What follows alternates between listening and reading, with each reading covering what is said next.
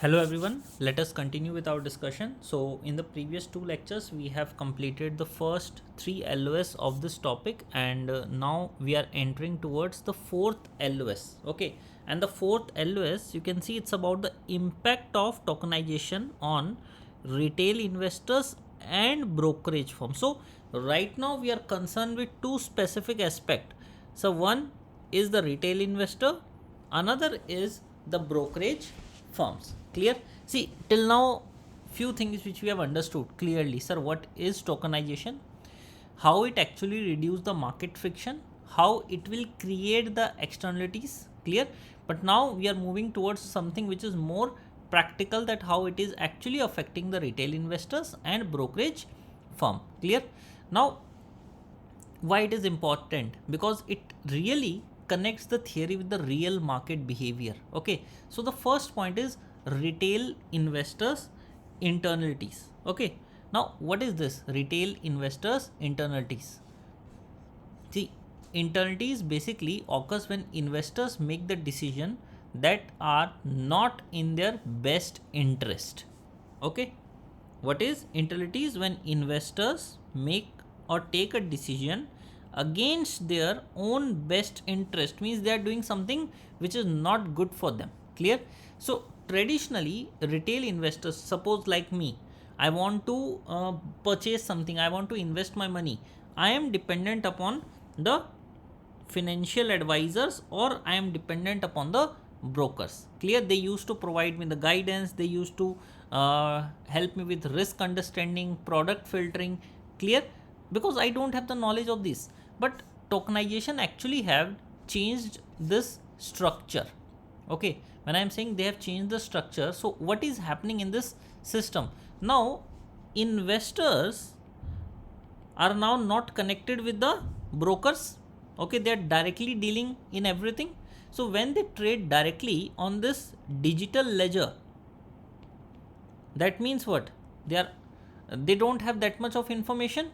So this actually have reduced the need for the intermediaries. Okay, so it sounds like a very big advantage. Clear? But there is a problem. See, investors can bypass, they can save the fees. Clear? Now they are trading into some complex assets. Okay, they are trading into some complex assets, they are trading into derivatives, they are trading in high risk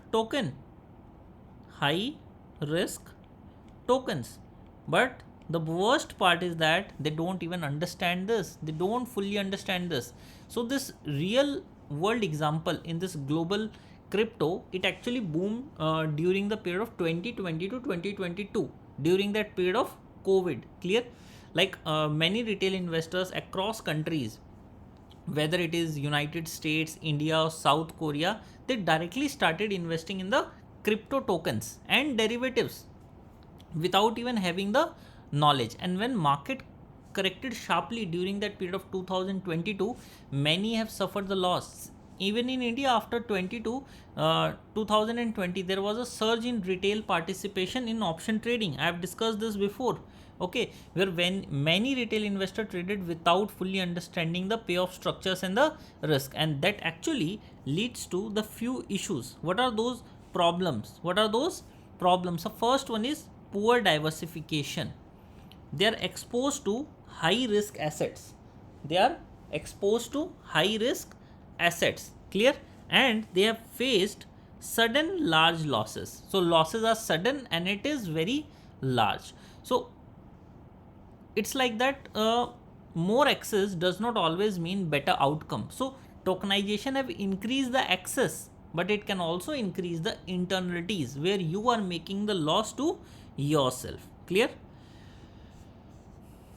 Coming to the point number B, that is market power inefficiencies, or you can say brokers perspective, or you can say the brokerage firm. Clear? So in the traditional market, brokers used to play a central role. Like they used to execute the trade.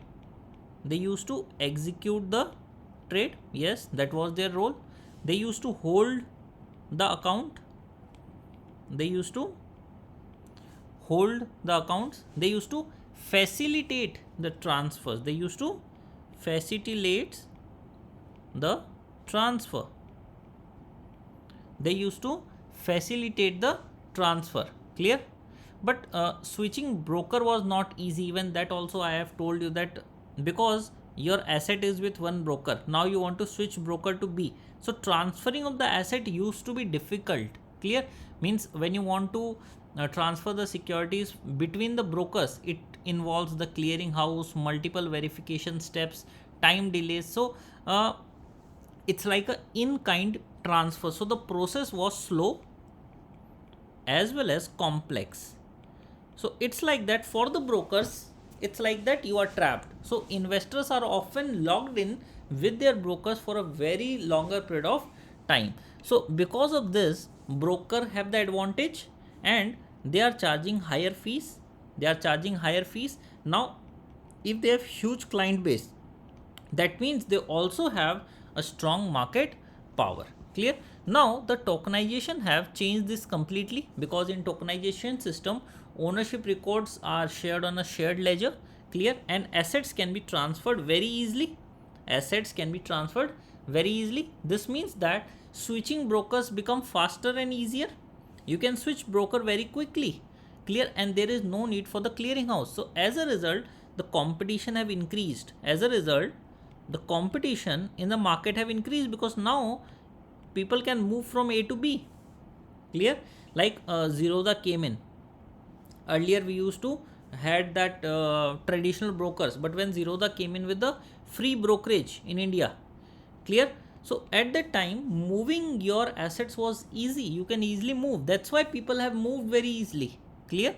So because of which the competition have increased and brokers are now forced to reduce the fees. So when everyone moved to Zerodha, these traditional brokerage house have to reduce their transaction fees. Clear? So more users will join the systems. Now brokers can achieve the economy of scale. Means the more number of traders will join their platform, they will enjoy the economy of scale, and then they can reduce the cost further. Clear? Now we will study this point: direct trading impact. Clear? See, tokenization allow the investors to buy the asset directly from the issuer. Okay, if there is a issuer A and you are B, you can directly purchase the asset from A.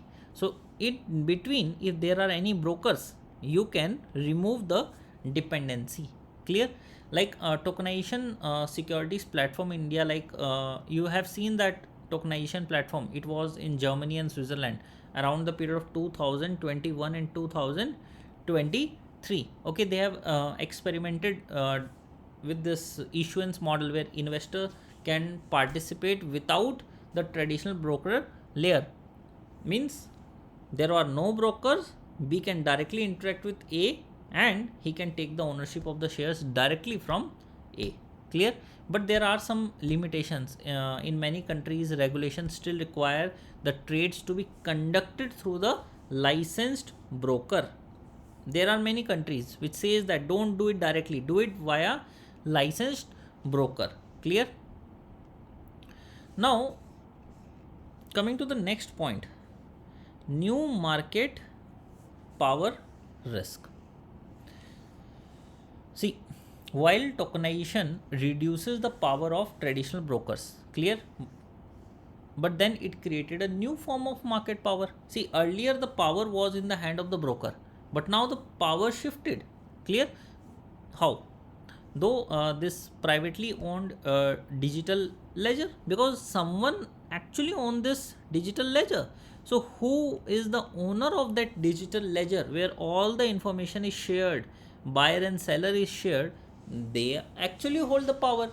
So if private company will own this widely used ledger, it can control the access, they can charge the fees, they can monetize the data. Clear? So over here the strategy was clear, that first initially to attract the user, provide something for free, provide something for free in the beginning. Clear? Once your platform will become dominant, once your platform will become dominant, you start charging the high fees, you start charging the high fees. Clear? So this is how many digital platform operates.